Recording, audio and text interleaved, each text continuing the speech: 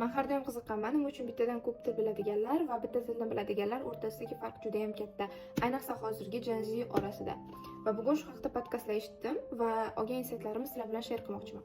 Birinchidan, ko'p tillarni biladigan insonlarda miya faoliyati juda ham yaxshi rivojlangan bo'ladi va ulardagi xotira, diqqatni jamlash va problem solving skilllar juda ham yaxshi rivojlangan bo'ladi. Ikkinchi foydasi, ko'p tillarni bilish sizda maktabda yoki o'qishda yaxshi natijalarni ko'rsatishingizga yordam beradi. Ko'p tillarni biladigan insonlar asosan matematika, critical thinking va readinglarda juda ham yaxshi ko'rsatkichlar ko'rsatgan va undan tashqari siz yangi tilni o'rgansangiz, o'zingizni ona tilingizni ham yaxshi tushunishingiz osonroq bo'ladi va uni ham yaxshiroq, ko'proq o'rgana olasiz.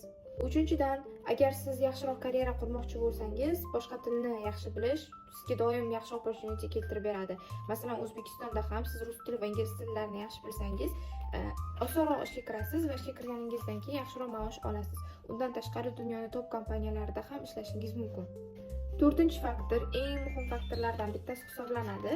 Agar siz yangi til o'rgansangiz, siz nafaqat tilni o'zini, balki yangi madaniyatni, insonlarni va urf-odatlarni ham o'rganasiz va bu sizda ularga nisbatan hurmatni va bag'rikenglikni rivojlantiradi va sizda boshqalarni ham point of view'si borligi juda ham normal holat hisoblanadi va sizdan boshqacha fikrlaydigan insonlarni ko'rsangiz, fikrlarini eshitsangiz, sizda hech qanaqa agressiya, negativity paydo bo'lmaydi. Naborat, ularni siz to'liq tushuna olasiz. Va nihoyat, beshinchisi, ko'p tilni bilish miyaning uzoq muddatli salomatligini qo'llab-quvvatlaydi va Alzheimer, demensiya degan kasalliklarni kechiktirishini ta'minlab berishi mumkin. Va xulosa qilib shuni aytish mumkinki, ko'p tillarni bilish sizga hech qachon yomon natija olib kelmaydi. Har doim yangi opportunitylar, yangi ko'nikmalar, yangi bilimlar va yaxshi natijalar berishni ta'minlaydi.